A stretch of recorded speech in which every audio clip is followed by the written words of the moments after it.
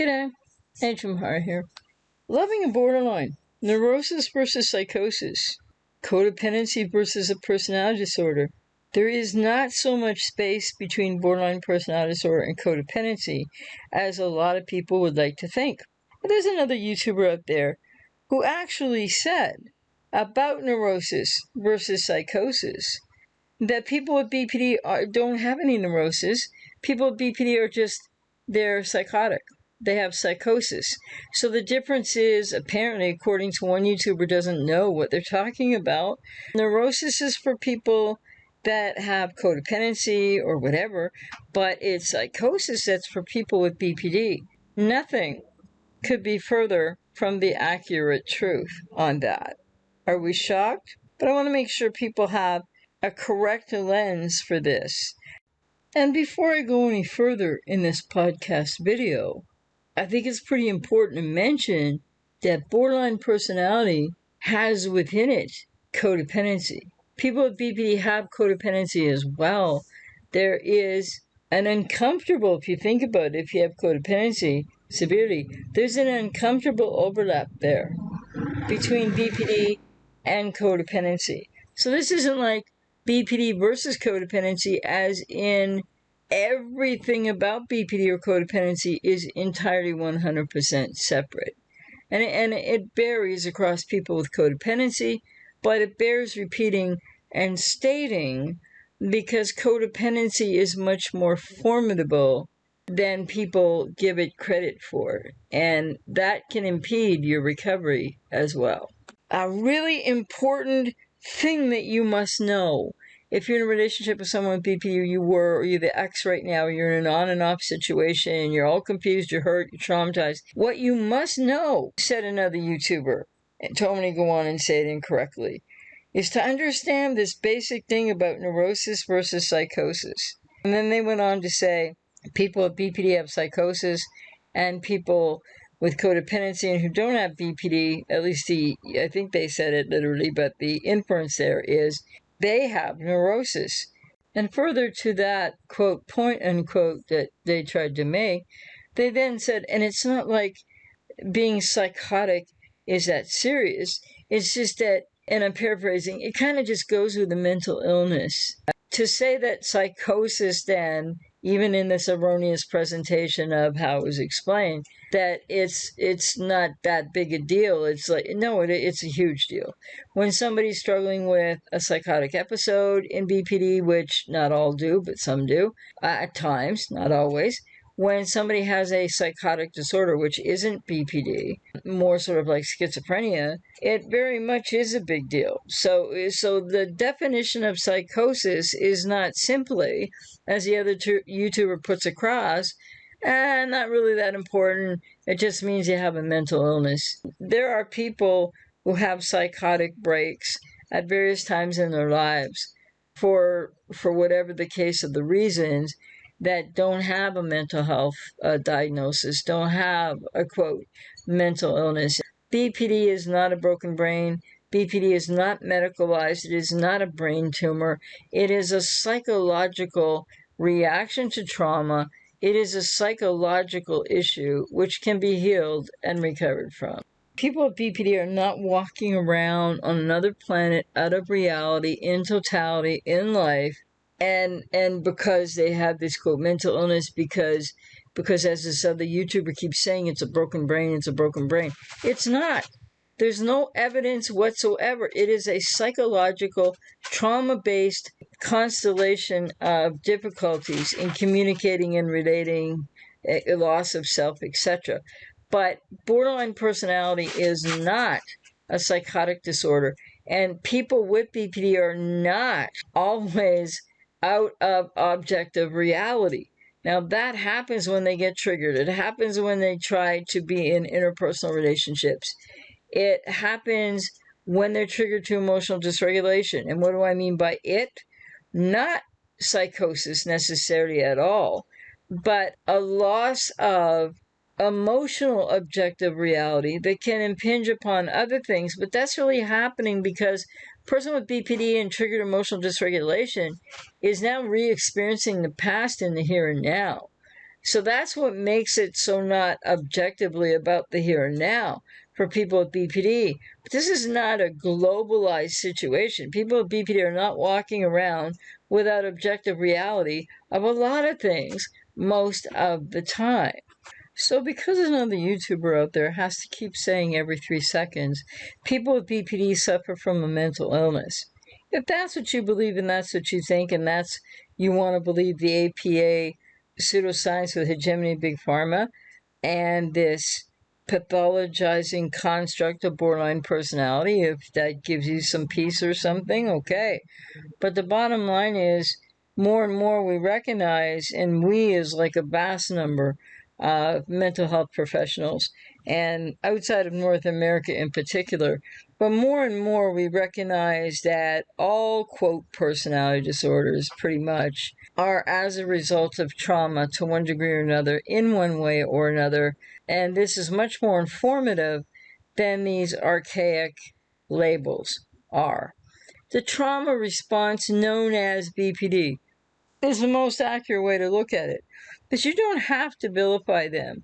And you don't have to think that they're these people with, quote, broken brains, unquote, which is not true. It's not a medical condition, borderline personality.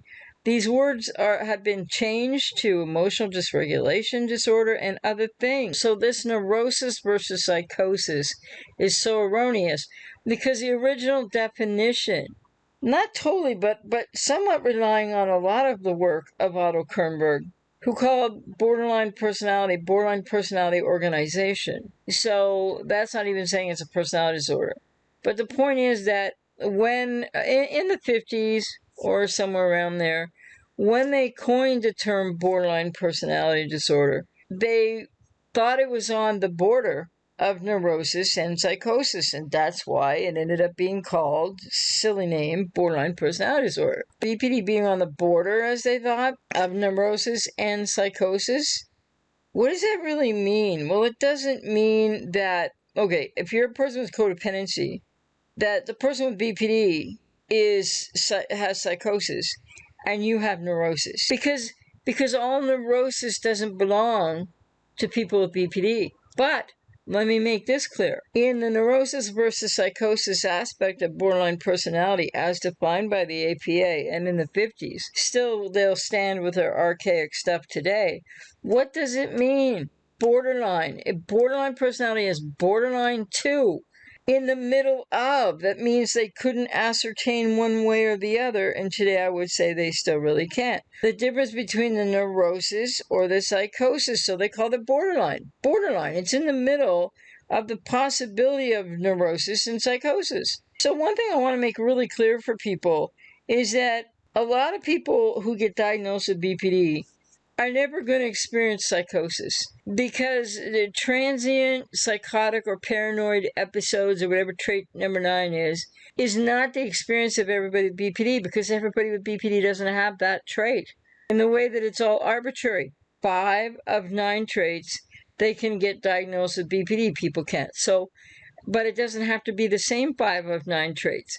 So, there are many, many people out there without, I don't know about today, things are morphing, psych drugs are having a big impact and making everything about this experience for people with BPD, and they're trying to heal and recover, which they can. That means internally, emotionally, change the way they relate, changing, their understanding and everything. And also behavioral change goes together. That's what BPD recovery is. Not everybody with BPD is psychotic or going to experience psychosis. And yeah, there's a lot of neurosis in borderline personality, but guess what? There's a lot of neurosis in all of trauma. So this idea that people with BPD are the ones with the psychosis and codependence and other people are the ones with the neurosis is one of the, if it wasn't so tragically important, it was one of the funniest things I've ever heard another YouTuber say. But it's so erroneous, and in its erroneous, inaccurate nature, therefore, if people just take that on board, it becomes dangerous information. It's misinformation. So make no mistake about it, if you have codependency, you could be really neurotic. Some people with codependency are really neurotic. Some people aren't. Neurosis is something that can be experienced in any area of life as a human being people can be neurotic about a lot of things or neurotic about one thing. And psychosis is a very different thing than neurosis. And psychosis is not housed within BPD per se. It's not accurate at all to say people with BPD are the ones with the psychosis and everybody else has neurosis. Or every codependent is neurotic for that matter. So the reality is that when they coined the term BPD, borderline personality disorder, they thought it in itself was on the border of neurosis and psychosis. So somebody who had BPD and fully healed and recovered 33 friggin' years ago, what do I know about my experience as somebody who had BPD? Labeled with it, never assessed, whatever, and I didn't have it severely.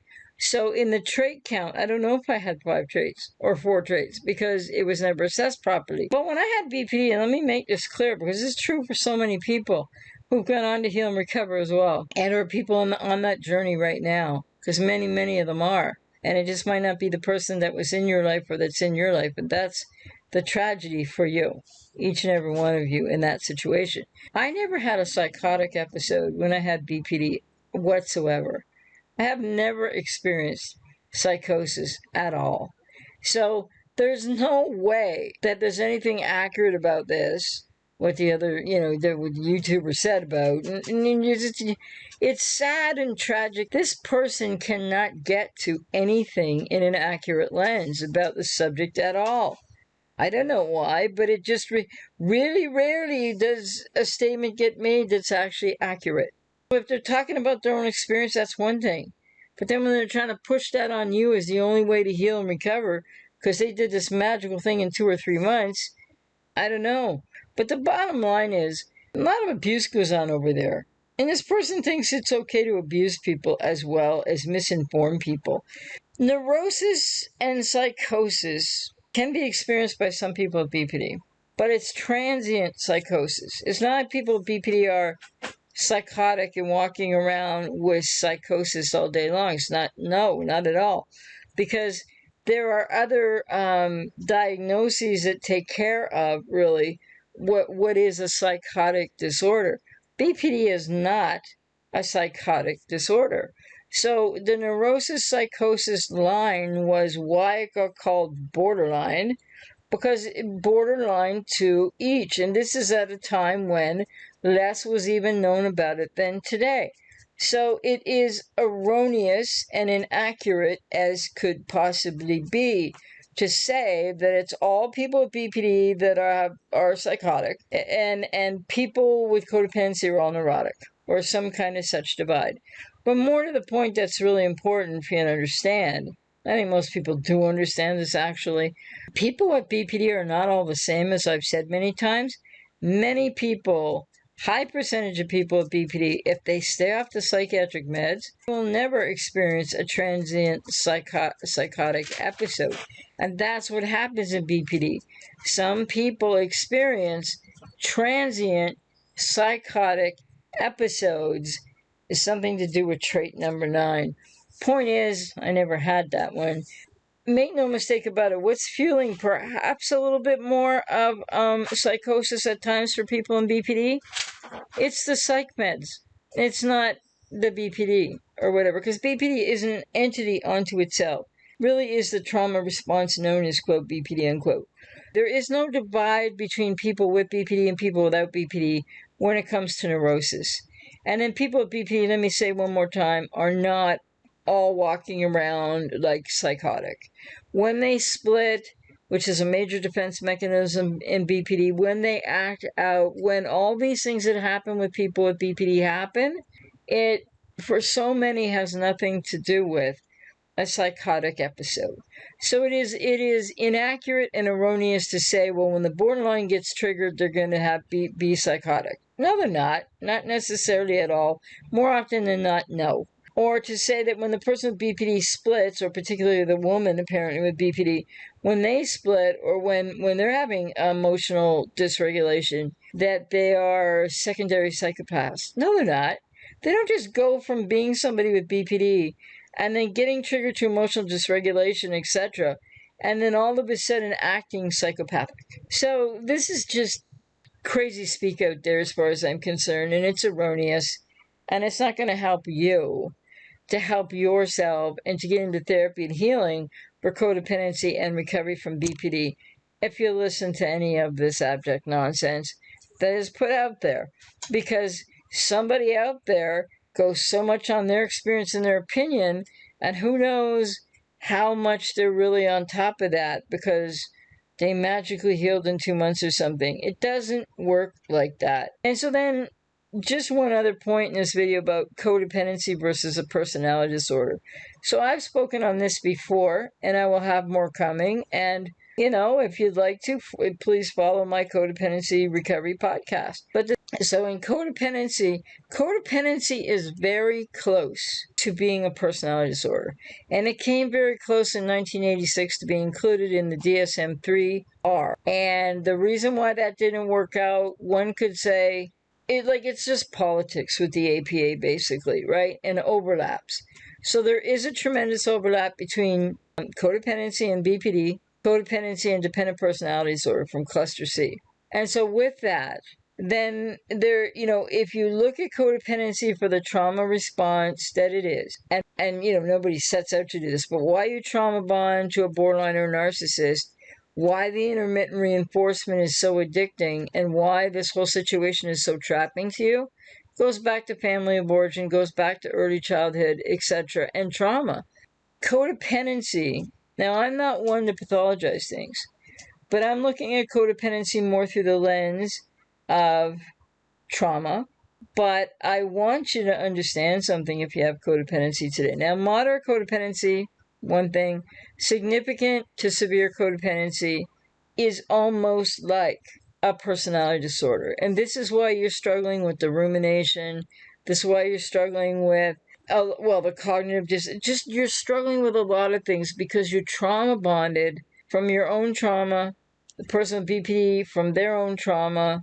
Nobody does that consciously. It's the unconscious setup in these relationships. And so people with codependency, I haven't seen anybody with codependency that's psychotic.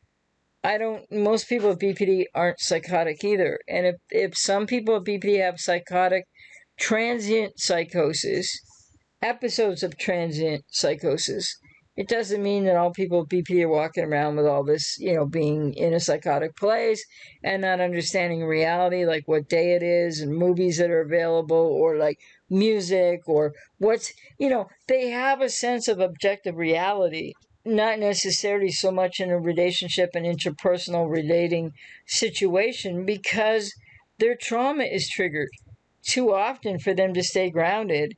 They're not in the here and now with that. So I hope that this information is helpful to people because it would be the accurate information. Make no mistake about it. If you're loving a borderline, if you're dating a borderline, if you're an ex of somebody with BPD, you need to focus on yourself. If you're dating and still loving someone, you're still in a relationship, well, you're going to have to look at that, right? Because you're likely going through quite a bit. And if you have codependency, just know, I want to say this in a very gentle way, you are very close to having a personality disorder. The only reason you don't have a personality disorder, for what this means or doesn't mean, in the childhoods of those with BPD. So the point is, I don't see codependency as a personality disorder, and yet someone made a wonderful case for it in 1986.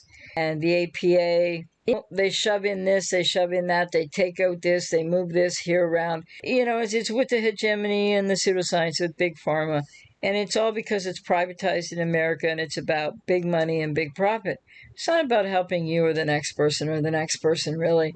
And so if you have codependency, codependence versus personality disorder is a little bit of an erroneous thing to say too. Well, at the same time, I'm not exactly saying codependency is a personality disorder, but it's certainly formidable and needs to be taken seriously through the lens of trauma. And so what I'm saying here is not to be contradictory, but the overlap between codependency and BPD and dependent personality disorder is real enough that people with codependency have been traumatized in childhood, need to do the family of origin work, need to do the inner child healing work, self-differentiation, lots more, and the healing from the codependency and the relationship. And why is it so difficult? Well, it's not so difficult for people with codependency only based on what you went through with the borderline. because the reason that you got there in the first place in a very unconscious way has all to do with your childhood and some things that were going on inside of you too. So people with BPD are responsible for what they do. Codependents have a lot of responsibility for what they do, how they interact in the dynamic with a person with BPD, and how the main thrust of that is the abandonment of self. And why do people with codependency have this abandonment, self-abandonment, focus on other, the repetition compulsion cycles of externalizing out for validation and to get your needs met, that really mirrors what people with BPD are doing. And I'm not saying it's happening in BPD or in codependency exactly the same way, but you see, that's a major overlap right there. So the idea that people with BPD are psychotic or always have psychosis, and that people with codependency are neurotic or always just neurosis, no, because not all people with codependency are the same, not all people with BPD are the same. But more to the point, borderline personality disorder is not a, quote, psychotic disorder. That if somebody with BPD experiences any psychosis, I would strongly say this was not really the case years ago, and with more and more psychiatric meds, this is probably what's making this worse for people with BPD. But still, people with BPD are not psychotic. And if they have transient psychosis, that's different. And that is not all people with BPD by a long shot.